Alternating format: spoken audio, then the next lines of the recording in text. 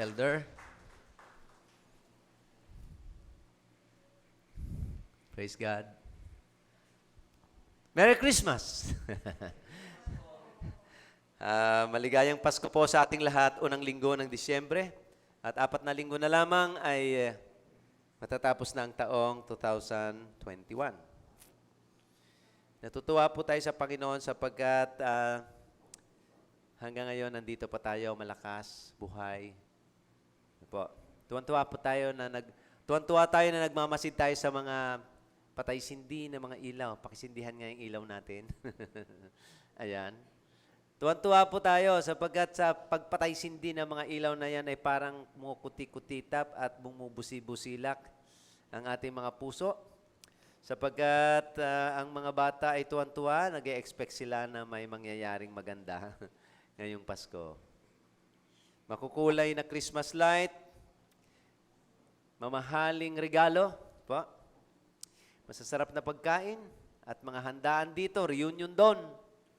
Bakasyon, reunion, lakad dito at lakad doon.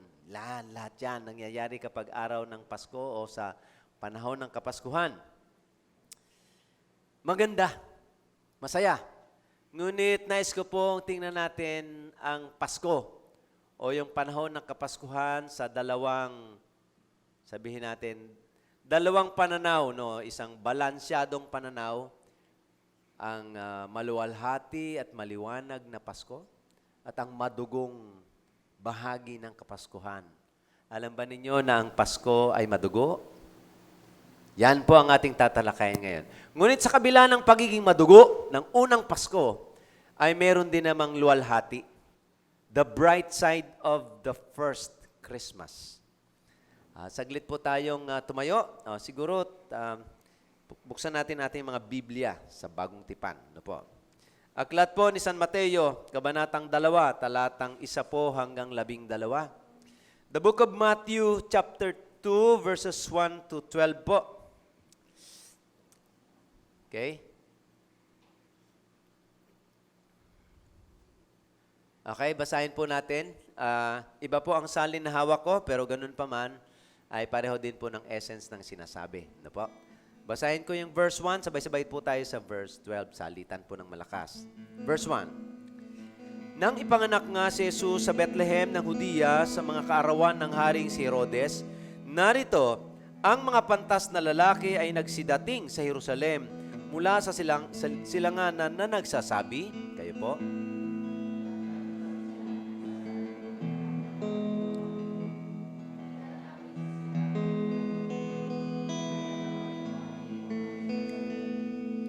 nang marinig ito ng haring si Herodes, ay nagulumihanan siya at pati na ang buong Jerusalem.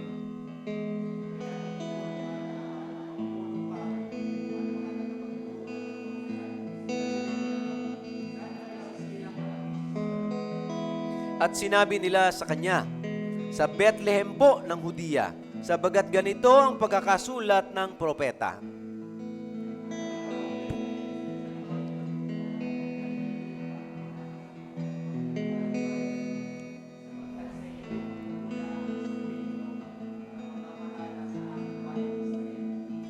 Nang magkagayoy, tinawag ni Herodes ng lihim o palihim ang mga pantas na lalaki at kanyang siniyasat ng buong ingat sa kanila ang panahong isinilang ng bituin.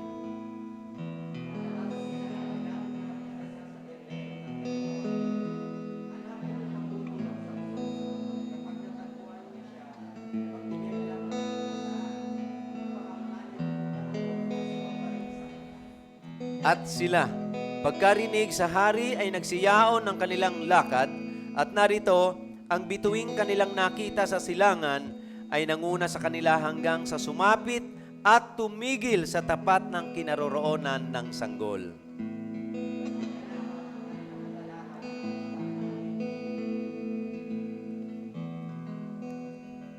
At nagsipasok sila sa bahay at nakita nila ang sanggol na kasama ng kanyang inang si Maria. At nagpatira pa sila at nagsisamba sa kanya, at pagkabukas nila ng kanilang mga kayamanan ay inihandog nila sa kanya ang mga alay na ginto, kamanyang at mira. Sabay-sabay po tayo sa talatang 12. Palibas ay pinagsabihan sila ng Diyos sa panaginip na huwag silang magbalik kay Herodes, ay nagsiuwi sila sa kanilang sariling lupain sa ibang daan. Amen. Pagpalain po tayo ng Diyos sa pagkabasa ng Kanyang salita. Tayo po'y makakaupo na. Saglit po tayong manalangin. Panginoon naming Diyos, napakabuti po ninyo sa amin. Pinupuri po namin kayo. Ngayong umaga, Panginoon, ay muli naming babalikan ang unang Pasko upang maging sariwa sa amin ang tunay na nangyari. Yung talagang nangyari, Panginoon, upang huwag kaming malimang at huwag kaming malihis ng pag-iisip patungkol po sa ideya ng Kapaskuhan. Dalangin namin, Panginoon, na mangusap po kayo sa amin, O Banal na Espiritu. Ikaw ang aming tagapagpahayag ng iyong salita. Ikaw po ang tagapaglinaw ng aming pag-iisip. Ikaw po, Panginoon, ang nagbibigay sa amin ng kaalaman, ng unawa, at ng karunungan. Dalangin po namin, Panginoon, na sa amin pong pakikinig ngayon, bigyan po ninyo kami ng matibay at matatag na concentration at matatag na signal, Panginoon, upang huwag matigil ang pagpaparating ng mensahe. Mangusap po kayo sa amin, Panginoon. Pagpalain po ninyo kami sa magitan ng mga salita ng katotohanan na nakakapagpalaya sa amin. Baguhin mo ang aming buhay at itama ang mga bagay na hindi ka nais-nais sa buhay namin. Ito po ang aming panalangin sa pangalan ni Jesus naming Panginoon. Amen. Yes, the bright side and the bloody side of Christmas na po. Ito pong tatlong punto po ang ibabahagi ko sa inyo, ang mga pantas na nagsisihanap. Ikalawa, ang mga pariseyong nagulat. At ikatlo, ang Panginoon na siyang nasa ibabaw ng lahat. Ano po?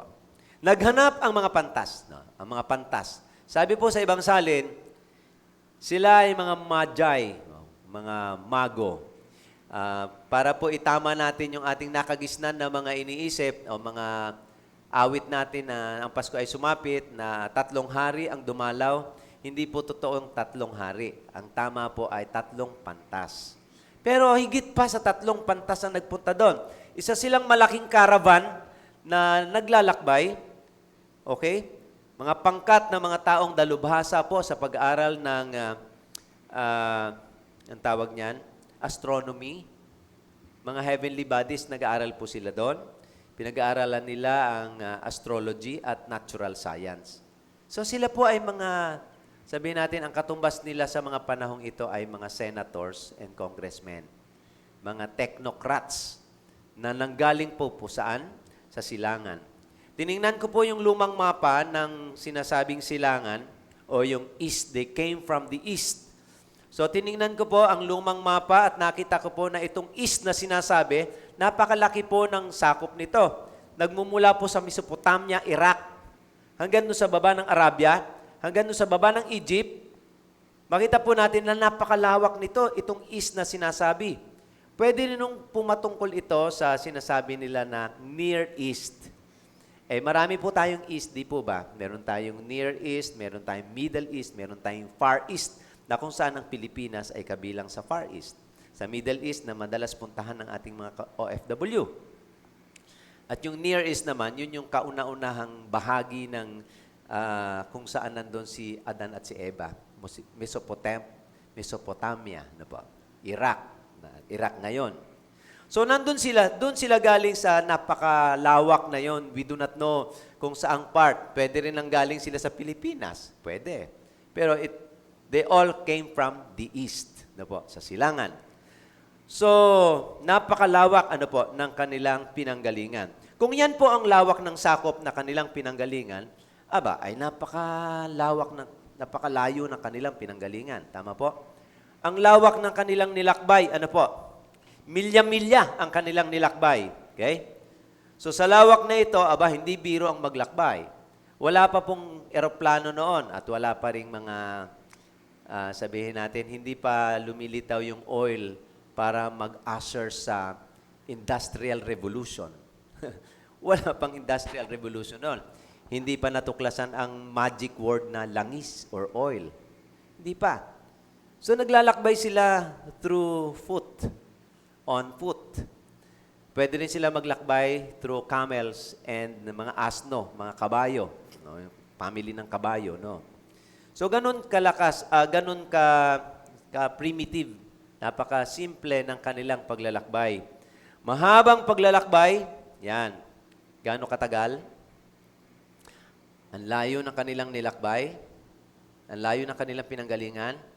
Pero ang tanong natin ay gaano katagal sila naglakbay. Mapansin po natin sa ibang salin po ng Biblia, nung dumating po yung mga pantas doon sa kinaroroonan ng bata, ang sabi po doon ay bata. Hindi na po sanggol. Ilang taon yung mga batang ipinapatay ni Herodes para lang i-eradicate sigurado yung Kristo? Ilang taon? Ilang taon ang mga batang lalaki ang pinapatay? Di ba 2 years old pababa? Nanigurado ngayon si Herodes na siguradong patay ang batang yon, na po, na 2 years old pababa, yun kasi ang sakop. Bakit? Yun yung time na ipinakita ng star, na nakita nila yung star sa east. So itong mga batang ito na lalaki na ipinapatay ni Haring Herodes, mamaya pupuntahan natin yon, ay nanigurado siya na wala siyang magiging karibal. Karibal. So, napakalayong paglalakbay, napakatagal, more or less 2 years silang nagpaikot-ikot. Why? They were looking for the Messiah. They were looking for the King of the Jews. Kaya sabi dito, after Jesus was born in Bethlehem, behold, wise men from the east came to Jerusalem saying, where is he, the King of the Jews? Saan siya? Saan naroon ang hari ng mga Hudyo? Sabagat naparito kami upang kami ay sumamba. Ang purpose, ang motive, upang sumamba. To worship the King of the Jews, no less than Jesus Christ Himself. Ano po? So napakatagal na paglalakbay, napakalayong nilakbay, milya-milya, mula nung lumitaw ang bituin, at sila ay naparito sa isang purpose lang, to worship the King. Sabay-sabay nga po natin sabihin, worship the King. Nandito tayo para sambahin ang King. Tama po? Yung mga wise men, wisest of all men nung mga time na yon. Nakakatuwa, napaka-sensitive nila sa signs of the times. Sensitive. Ibig sabihin, madali po silang magmasid. Mapagmasid po sila sa mga palatandaan ng takbo ng panahon. Binabasa nila hindi lamang yung mga stars, kundi binabasa nila yung takbo ng panahon. Yan po, hindi lamang po mga sulat at libro ang binabasa. Binabasa din po ang takbo ng panahon. Ano po? Binabasa ba natin ang takbo ng buhay natin? Saan papunta ang buhay natin? Saan papunta ang desisyon ng mga ginagawa natin? Saan ako dadalhin ng aking mga pagpapasya? Ay mga tanong na nakapaloob doon sa paglalakbay ng mga pantas. Saan sila dadalhin ng kanilang paglalakbay? Saan? Sa pag-worship, sa paanan ng Messiah, ng Kristo. So ang motibo upang siya isambahin. Lantarang sinabi nila na naparito kami para sambahin. Maliwanag yon. Talagang sila ay mag-worship. Kahanga-hanga ang mga pantas sa kanilang kaalaman. Hindi ko lang po alam kung meron silang kopya ng mga Old Testament ni Moses. We do not know. Pero hindi natin alam kung saan sila eksakto nanggaling. At hindi rin natin alam sino talaga itong mga ito.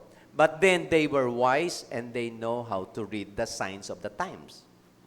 Alam nila na may nangyayaring maganda sa mundo. Ang paglitaw ng bituin. Yun lang. Yung paglitaw ng bituin, malaking sign sa kanila yon. Walang ibang bituin na malaki na lumitaw nung time na yon, kundi yung Star of David. There was a time this year na lumitaw yung Star of David, malaking Star of David. At yon ay nangyayari tuwing 2,000 years. Pag-ikot ng panahon. So ang second point natin, pagdating ng mga pantas, ano po ang naging reaksyon ng mga nasa Jerusalem nang dumating ang mga pantas? So talatan 3, ano po sabi doon? Nung marinig ito ni Herodes, ano yon? Na hinahanap ng mga pantas ang Mesyas, yung hari ng mga Hudyo. Anong reaksyon ni Herodes? Nang marinig ni Haring Herodes ito, ano po? Nagulumihanan siya. Siya po ay na-troubled. Sabi po doon sa Ingles ay Herod was troubled, hindi lamang si Herod, but all Jerusalem. So nagguluhan siya, nagulumihanan siya, naligalig. No po? Nabagabag ang kanyang kalooban. Bakit siya nabagabag? Hindi ba dapat matuwa siya? Di ba dapat masaya sabagat dumating na ang Kristo? Baliktad ang damdamin ni Haring Herodes, pati na lahat ng mga religious leaders doon sa Jerusalem. Kabaliktaran po ang kanilang naramdaman. Sila'y nagulumihanan. So anong ginawa? Anong reaksyon ni Herodes? Siya nga po pala, bago natin talakayin yan, sino po ba si Herodes? Yung sabi doon, hari siya. Yun pong title na Herod, pag sinabi nating Herodes, meron po tayong Herod the Great. Meron din siyang mga anak na Herod. Meron pang isang Herod. Meron ding Herod Antipas. Meron ding Herod Agrippa. Lahat yan ay mga political, sabihin natin, political pero nakikisawsaw sa mga religious matters. Noong mga time ni Jesus, kahit sa panahon ng Panginoong Kristo. So, si Herodes po, hindi po siya purong Hudyo. Hari po, galing po siya sa lahi ng mga Idumean, Edom. Edom, pag sinabi nating Edom, sinong pumapasok sa isip nyo? Sino ang nanggaling sa Edom? Kanino nagmula yung lahing Edom? Galing yan kay Esau. Yan. Sino si Esau? Ay, babalik tayo sa history, no? Sino si Esau? Ayan. Assignment nyo yan, ha? So, ando na. Galing siya sa lahi ni Esau. Hindi siya pure na Hudyo. Dahil sa siya hindi pure na Hudyo, ang tanong, paano siya naging hari doon sa lugar ng kahudyuhan? Ano po? Alam po ninyo, nung mga panahong yon, pati po yung pagpapari, pati yung pagiging hari, nabibili pala, natuklasan natin na sa history, nabibili pala yun, highest bidder. So, ibibigay sa iyo ang pagiging high priest o kaya pagiging king, depende sa suhol mo kay Caesar, who is the overall king noong mga time na yon. So, the bigger money na bigay mo, the highest bidder ang mananalo. Napaka-political. Hindi natin alam na, akala natin ngayon lang itong mga politicizing na ito. No. Kahit noon pa, even in the religious sector, mga Pharisees, binibili ang pagiging high priest. Nakapagtaka. Di po ba? So masyadong napopulyot ang mga bagay na sabihin natin banal. Napopulyot ito because of money matters. So si Herod ay hindi pure na Hudyo. Yung title niya ay title yan ng mga political dynasty na sinimulan ni Herod the Great, yung nagpatayo ng templo nung mawasak ito nung Old Testament. So, ang tanong, bakit naligalig si Herod pati ng lahat ng nasa Jerusalem? Kailan po ba tayo naliligalig? Yung isang young people to ha, wala tayong tinutukoy. Yung isang young people, kapag meron siyang crush sa isang young people, at mayroon ding malapit na young people doon sa crush niya, ano ang kanyang nararamdaman? Siya ba'y naliligalig? Kapag mayroong nobyo at magnobyo at magnobya, on na sila. Mutually on. Tapos may nagiging close doon sa isa. Anong nararamdaman ng isa? Di ba, nababagabag ka? O naliligalig? Mayroong halong damdamin ng pagsiselos. Hindi kaya ito ang nararamdaman ni Herodes noong mga time na yon? Naligalig siya sapagkat merong isang bagay na nanganganib na mawala sa kanya. Something is endangered to be lost. May mawawala sa kanya. Una, bakit siya naligalig at buong Israel o buong Jerusalem? Alam po ninyo, ang Jerusalem, which is the capital of Israel, Jerusalem, capital, kapitolyo siya ng buong Israel. Dito po sa Jerusalem, dito ang sentro ng kultura, ng relihiyon at ng politika. Yun po. So maghanap po kayo ng mga malalakas na mga issue ng politika at ng relihiyon, mapapansin po ninyo doon sa loob ng Jerusalem nanggagaling. Yung decision ay nandoon nanggagaling sa political leaders. So naligalig sila, una, sapagkat hindi sila handa na marinig yung isinilang na ang Mesyas. Sabi natin kanina, di ba dapat natutuwa na sila? Kaso hindi sila natuwa, na-trouble sila. Hindi nila na-troubleshoot ang pwedeng mangyari. Kasi nagulat sila. They were not prepared. So hindi sila handa sa pagdating ni Jesus Christ. Parang nung mga time na yon, mga kapatid, ang buong kahudyuhan, naghihintay po sila eh. New Testament na ito, di ba? Ang buong Hudyo, tumatanaw pa sila ng may dadating pa na Mesaya. Ibang Mesyas. Anong klaseng tagapagligtas ba ang inaasahan ng mga Hudyo nung time na yon? Anong klase? Ang iniisip nila ay yung tipo ng leader na kamukha ni Moises, na ililigtas sila mula sa pagkaalipin. No? Yun ang iniintay nila. Isang leader na makapangyarihan. Yan. Isang leader na pinanganak mula sa mga dugong bughaw, mga sikat na mga tao, mga lahi. Pero hindi ganun ang nangyari. Si Jesus, saan siya pinanganak? Sa pasabsaban. Sa isang, ng mga madumi, mabaho, mapanghi, na lugar na kung saan nandun yung mga iba't ibang klase ng hayop. May baka, may tupa, may kambing. Imagine doon nanganak si Mary doon, tapos nilagay doon. Paano ka mag-iisip na si Jesus ay hari? Samantalang, may hari ba na pinanganak sa pasabsaban? So, they would not think that Jesus is the king. Dahil, saan ka ba makakita ng hari na doon nga pinanganak? Napakababa ng kanyang kalagayan. So, hindi sila handa na marinig ang pagdating ng tagapagligtas. Ikalawa, kapag dumating ang bagong hari, yung pagkakaisa, napansin po ninyo, na yung naligalig, yung naguluhan, nagulumihanan, na troubled, ay hindi lamang si Herodes, kundi yung buong Jerusalem. Imagine that, yung socio-economic, religious, political aspect, nabulabog sila. Why? Sapagkat, pagdating ng bagong hari ng mga Hudyo, yung kanilang alliances mawawasak. Magkakaroon ng mga pagbabago. Yung kanilang mga kaugnayan sa isa't isa, political, religious alliances, magkakaroon ng readjustment at ayaw nila yung mangyari yon.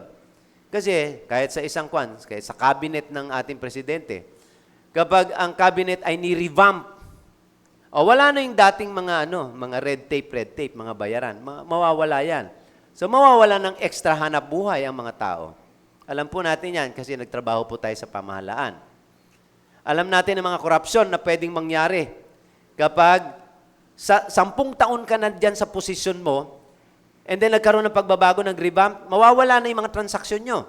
Masisira na yung mga koneksyon. Bakit? Sapagkat may dumating na. Gaya po ng pagdating ni Jesus, ay naging banta at masisira ang koalisyon ng mga Hudyo at ng mga Herodes. This is political and religious alliances. Mukhang mapuputol siya. Bagay na dapat nilang ikaligalig. Ikatlo, na dahilan kung bakit sila naligalig kasama na, lalo na si Herod, sabagat ipinanganak na ang papalit sa kanya. Noong mga time na yon, bagaman hindi siya purong Hudyo, pero siya ang tinuturing na hari ng mga Hudyo. Si Herod. Kaya nung sabihin ng mga pantas, kapanipaniwala talaga ang mga pantas, nandito kami sapagat sinilang na ang hari ng mga Hudyo. Nakita namin yung bituin sa silangan. Nandito kami para i-worship siya. So anong sabi ni Herodes? No. May kapalit na ako. Isip ni Herodes, hindi pa pinapanganak ang papalit sa kanya. Eh kaso, pinanganak na. May papalit na sa kanya. Bilang na ang mga araw ni Herod. Ano po? So, hindi niya pwedeng iwan yung position of power. Hindi niya pwedeng iwan yon. So, parang Pilipino, no? Parang mga Pilipino, halos binitawan na nga ang posisyon. Mawawala ka na sa posisyon. Ayaw bitawan ng mga posisyon. Halos ayaw umalis sa pwesto. No po? Halos ayaw nilang iwanan yon kasi doon sila mabubuhay. No po? Ayaw iwanan. Minsan nga medyo the worst ay papatay sila para lang mapanatili ang pwesto. Which is very bad. Ganon ang nangyari doon pagdating ng Panginoong Kristo. So si Herodes, sapagkat siya na-trouble, pati na rin ang kanyang mga ka-alliance, anong aksyon ang ginawa? So nalaman ng bad news, at ang aksyon ni Herodes, tinawag niya ang mga chief priests, meaning madaming chief priests. Ay one year lang, isang termino lang ang tinatakbo ng priest at marami na naging chief priest o high priest in the past. So anong ginawa niya? Inipon niya lahat ng mga high priest. Simula pa nung unang panahon hanggang sa nung panahon niya. Anong purpose niya? Itanong sa kanila kailan isinilang yung baby Jesus. So imagine that, nagtanong siya para makakuha siya ng mahalagang information. Unang aksyon yan. Ikalawang aksyon, tinawag niya yung mga pantas. Sino mga pantas? Yung mga pantas na dumating doon, talagang anyway, mag-courtesy call muna kayo sa king. Mag-usap tayo. No.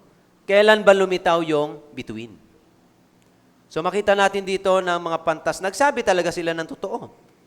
So matapos tanungin yung mga high priest at tanungin ng mga pantas, nagkaroon ng more or less malaking, sabihin natin, nakabuo na si Herodes ng isang malaking picture tungkol sa magiging plano niya. Paano niya aatakihin ang pagdating ng bagong hari?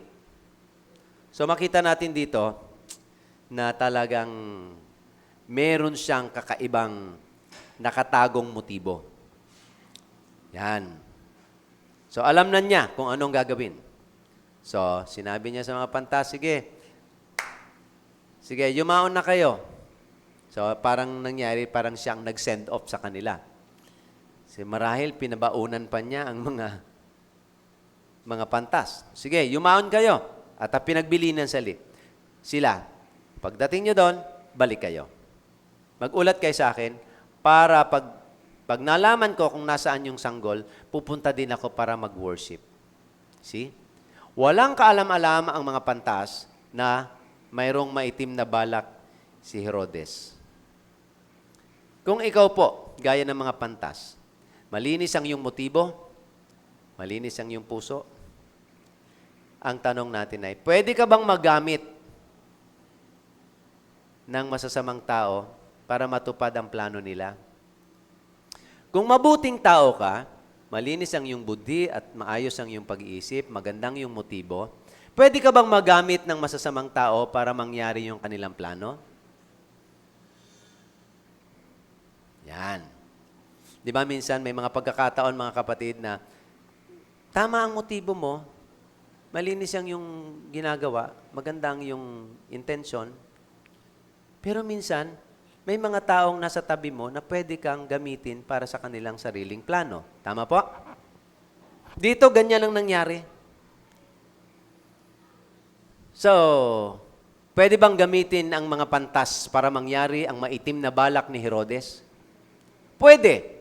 Pero sa pagkakataong to, hindi papayagan ng Diyos. Hindi papayagan ng Diyos na ikaw na lumalakad ayon sa guidance ng Panginoon, ikaw na guided ng banal na Espiritu, ikaw na ang iyong isip at ang iyong motibo ay mabuti at malinis, hindi papayagan ng Diyos na magamit ka para sa kasamaan. O hindi papayagan Diyos na gawin kang kasangkapan para sa masama. Bakit? Ito po ang nangyari. Tingnan nyo. So, pinayaon na ang mga pantas. At sila ay naglakad na punta sa Bethlehem. Malapit lang, kung ilang o milya lang ang layo ng Jerusalem sa Bethlehem. Kasi nagpunta mapanta sa Jerusalem, hinanap na nila ang Bethlehem, doon kasi ang kapanganakan. So makita po natin dito, talatang 9 hanggang 12 na po. Nais natin basahin, 9 hanggang 12. At sila, pagkarinig sa hari, sabi ng hari, punta kayo, balitaan niyo ako. Pagkarinig sa hari, nagsiyaon ng kanilang lakad at narito, ang bituin, gabi yon, gabi. Ang bituin na kanilang nakita sa silangan ay nanguna sa kanila at hanggang sa sumapit at tumigil doon mismo sa kinaroroonan ng sanggol, doon sa bahay, tumapat ang soberanya ng Diyos sa gitna ng nakaambang panganib. Yan. The sovereignty of God in the midst of danger. Ano pong ibig sabihin ng soberanya o sovereignty? Ito po yung kakayahan ng Diyos na baliktarin yung mga pangyayari. Ito po yung kakayahan ng Panginoon, yung kanyang kapangyarihan na mag-supersede o kaya ay baguhin niya ang mga pangyayari para mapangyari yung kanyang kalooban. Po. Kayo po ba ay nakapagplano na sa buhay? Tapos yung mga plano nyo hindi matupad-tupad? Lagi po nating isipin na ang sovereignty ng Diyos, yung paghahari ng Diyos ay pwede rin na sausawan ang ating mga plano. Ayaw natin may nagsasawsaw sa ating mga plano, pero ang Panginoon sumasawsaw po siya. Sabagat meron siyang pangkalahatang plano. Na po. The Lord will not allow anything against His will. So, ito yung kakayahan ng Diyos na baliktarin at kontrolin ang mga pangyayari upang yung mangyayari ay mangibabaw yung kanyang kalooban. Sa ibabaw ng mga sitwasyon, sa ibabaw ng mga pangyayari, sa buhay ng mga taong ayaw magpasakop sa Kanya, yan, sovereignty. Ang tanong ko po sa atin lahat ngayon ay, gusto po ba ninyo ng sovereignty ni Lord? Amen? Alright, gusto po natin yan. Paano po ang mangyayari kung ikaw o ako ay nasa panig ni Herodes? Makabubuti ba ang sovereignty ni God? Hindi makakabuti yon. Sabagat lalabas na magiging kalaban natin si God, si Lord, sa ating mga buhay. So, kung tayo ay nasa panig ng mali, panganib yun. Pero kung tayo nasa panig ng totoo at nasa panig tayo ng kabutihan, ng katwiran, nandun po ang patnubay ng Diyos at nandoon ang sovereignty ng Panginoong Diyos. So makasasama ito sa mga taong yon kasama ni Herodes. So nagpatuloy sila sa paglalakbay, taglayang bilin ni Herodes. At pagkatapos doon, pinangunahan sila ng bituin. Grabe inlayong yon from the east, tapos nandun sila sa Bethlehem, tapos huminto yung bituin. Nakita ba ninyo yung sovereignty ng Diyos, kung paanong huminto yung bituin? Kadalasan, pag naglalakad kayo, di ba, parang sumusunod yung buwan sa inyo, no? Parang sumusunod. Pero ito talaga, huminto talaga dun sa ibabaw ng bahay na kinaroroonan ni Jesus, baby. Pinangunahan sila ng bituin. Wala pa pong GPS noon. No? Global Positioning System. Wala pa po. Wala pang cellphone noon, pero ang wisdom ng Diyos ay nandoon sa mga taong lumalakad ayon sa kanyang kalooban. Amen po? Yung wisdom ng Diyos, ibinibigay niya sa mga taong nandoon sa panig ng katwiran at sa panig ng makatotohanan. Nandun po ang Diyos. So, nung makita nilang bituin na gumabay sa kanila, sila ay nagkaroon ng kakaibang kagalakan sabagat eto na, dumating na tayo sa ating punto. Nandun na tayo sa ating sadya talaga. Doon sa lugar na kung saan ang baby. At pumasok sila sa bahay. Bahay? Bakit? Sapagat hindi na po pasabsaban ang kanilang dinatnan. So, nandun na si Jesus, malamang mga 2 taon na si Jesus by that time. So, yung gabing pinanganak si Jesus sa pasabsaban, sa kulungan ng mga hayop. Pero after a year or 2, siyempre nakalipat na sila sa bahay. Hindi pa rin sila agad bumalik sa Israel. Ay doon sa malapit sa kay Herodes. Sapagat nanganganib nga. So, pumasok sila sa bahay. Ayan. Tingnan po natin kung ano ginawa ng mga pantas, no? Pagpasok nila, sila ay sumamba. Yung worship sa kanila, mga kapatid, walang monoblocks. Walang monoblocks, walang silya, walang malalambot na upuan, walang aircon, walang sensitizer. Ang ganda ng mga sounds natin, ano? Walang ganon. Ang worship talaga nila, grabe, no? Imagine, nagpatira pa. Kahit ang mga Arabo, pag sila'y sumasamba, ang mga Hudyo, talagang dumadapa sila. At yung kanilang lips, dumadaiti sa lupa. Tanda ng kanilang pagpapakumbaba sa harap ng Diyos. Amen? So, paano po tayo sumamba? Ang ating pagsamba ay sa Diyos na makapangyarihan sa lahat. Nagpatira pa, sumamba sa bata. Hindi kay Mary. Sinasamba ng marami si Mary, mali. Hindi po yun yung biblical. Sinamba ang bata. Si Jesus Christ ang sinamba at hindi si Maria. Ano po? Kaya, alam po ninyo, nung mga panahong bata-bata po ako, kami po ay nagpo-Flores de Mayo, no? Inaawitan po namin si Mary. Nung mga time na yon, awit kay Maria. Yan. Mga bulaklak ialay sa panahon ng Mayo. Kaya Flores de Mayo eh. Tuwan-tuwa mga kabataan tsaka mga katandaan nun. Alay kami ng handog. Alay kami ng pagkain kay Maria.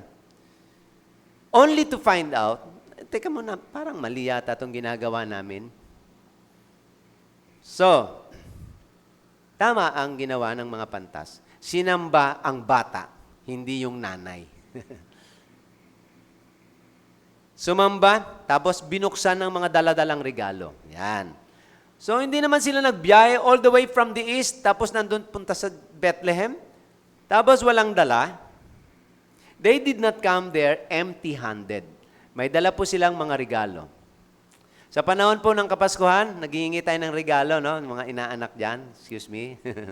Tabi-tabi. Nanghihingi kayo ng regalo sa mga ninong-ninang nyo. Kakampihan ko mga ninong-ninang nyo. Bakit? Ba't ka nanghihingi ng regalo? Birthday mo ba? Kay Jesus. Si Jesus ang may birthday. Kaya siya ang dapat bigyan ng regalo. Tama po? So maraming inaanak natin, talaga naman, babantayan na nila yung mga ninong at ninang nila. Ang mga ninong at ninang naman, talagang matalino, mas matalino. Inaagahan pa nila ang pagtatago. No? So magtago na ho kayo. Lalo na kapag ang inaanak nyo ay 18 years old pataas. Huwag na po kayo magpagoyo sa mga inaanak na yan. Ano po? Mag-iwan na lamang kayo ng Christmas card. Ayan, happy birthday, inaanak. Tapos. Yan, mahirap ang buhay ngayon minsan, di ba? So, maawa naman kayo sa ninong nyo. Kayo naman na magregalo kaya, no? Kayo naman. Kasi sila ay mga alalay ninyo sa inyong paglaki. Sumamba sa kanya, nagpatira pa, sumamba, binuksan ng mga regalo. Even sa mga regalo, mga kapatid, makita natin ang guidance ng Diyos sa mga pantas na ito. Ano yon? Ginto, kamanyang, at mira. Talagang lahat ng mga regalong ito ay may kinalaman po sa papel na gagampanan ni Jesus Christ. Ginto, nababagay sa isang hari. Jesus is King. Ikalawa, makita po natin na itong pangalawang regalo, frankincense or insenso. Ito ay ginagamit ng mga pare para sunugin yan. At habang ito'y sinusunog, umuusok siya at nagbibigay ng mabangong samyo sa Diyos. So it is some kind of a sacrifice. So si Jesus bilang hindi lamang king, siya rin ay priest. At naghahandog siya ng mga handog sa Panginoong Diyos, gamit ang kanyang sariling katawan, inihandog niya ang sarili bilang sacrifice nung siya ay namatay sa krus. So itong regalong ito, unang dalawa, talagang it has something to do with the role that Jesus is going to play as the Savior of the world. Ikatlo, mira. Ano ba ang mira? Mamahaling pabango na ibinubuhos sa bangkay ng mga tao para yung mga katawan na nabubulok, huwag mong maamoy ang bonggan na amoy daga. Yan, amoy dagang patay. Yan po yung amoy ng nabubulok na laman. So, bubuhusan mo ng mira yan. para manaig yung bango. At si Jesus naman ay mamamatay sa krus, ililibing, lalagyan ng pabango. So lahat ito ay may kinalaman sa mga papel na gagampanan ni Jesus Christ. Gold, frankincense, and myrrh. King, priest, king, and savior of the world. Ang mensahe ng Kapaskuhan, hindi lamang regalo. Ito ay patungkol sa ating mga motibo. So lagi natin i-check yung ating motibo. Unang course of action natin, sa panahon ng Kapaskuhan, check your motives. We celebrate because of Jesus. Yun po. Ikalawa, hindi para tumanggap ng regalo lang. Kung may magbigay ng regalo sa atin, fine. Pero kung wala, salamat. Hindi regalo talaga ang reason for the season. Jesus is the reason for the season. So para sa akin, sa ating mga magdiriwang ng Kapaskuhan, lagi po nating ingatan na ang ating mga puso ay napakahalaga. Mula sa puso, diyan nanggagaling ang lahat ng issue ng buhay. Diyan manggagaling ang ating mga pagpapasya. Diyan manggagaling lahat ng ating mga plano. Diyan manggagaling yung paano tayo magkipagrelasyon sa ating kapwa. Panahon man ng Kapaskuhan o panahon man ng bagong taon o sa buong taon. Makita po natin na napakahalaga ng pusong malinis. Budhing walang bahid. So, lagi nating isipin yan. Hindi lamang sa panahon ng Pasko, hindi lamang mga ilaw patay-sindi o mga regalong ang ganda ng balot. Hindi lamang outing at bakasyon. No, hindi lamang yon. Hindi lamang mga reunion at mga kung ano-ano pang ek-ek sa panahon ng holidays, kundi si Jesus. No, siya ang tunay na rason sa okasyon. Tayo po ay manalangin.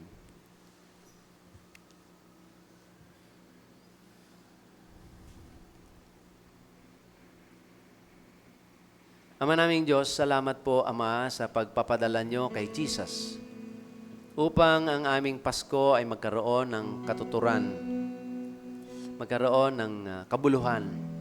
Sapagkat kapag walang Jesus, walang Christmas. Kapag walang Jesus Christ, walang Messiah. Walang tunay na Pasko, sapagkat walang tagapagligtas. Salamat po sapagkat ang pagdiriwang namin ay higit na mas malalim kaysa sa mga regalo, mga handog, mga kung ano-anong paghahanda at mga efforts namin na pinaghihirapan. Higit sa ibabaw ng lahat ng ito ay si Jesucristo na siyang nagbigay ng kabuluhan sa pagdiriwang namin. Lord God, dalangin po namin na Ikaw po ang magbigay sa amin ng karunungan upang wag mawala ang aming mga isip sa tunay na dahilan ng pagdiriwang. Na sa kabila ng simpleng buhay, simpleng pagdiriwang, Ikaw naman, Panginoong Sokristo, ay nasa sentro ng aming mga tahanan. Ikaw ang sentro ng aming handaan. Ikaw ang sentro ng aming pagsasaya. At wag po ninyong hayaan, Panginoon, na malihis kami dyan sa nag-iisang dahilan na yan, na dumating si Jesus. Salamat po, Panginoon. Nawa, lagi po ninyong ingatan ang aming puso, lalo na sa mga panahon ng pagdiriwang ngayong Kapaskuhan. Thank you, Lord. We worship you, King Jesus, sa buhay namin. Ito po, Ama, ang aming panalangin sa pangalan ni Jesus naming Panginoon. Amen. Amen.